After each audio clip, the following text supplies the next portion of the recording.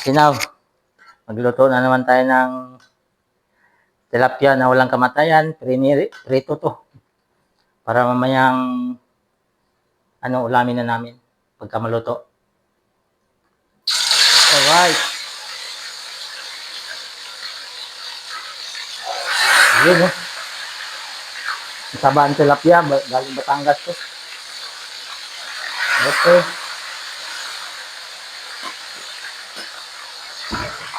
Ayos.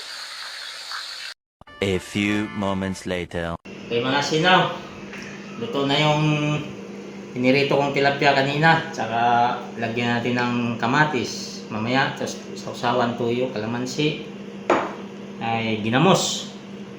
Ito, ginagawa ko lang itong ginamos.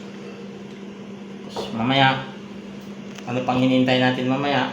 Siyempre, kainan na.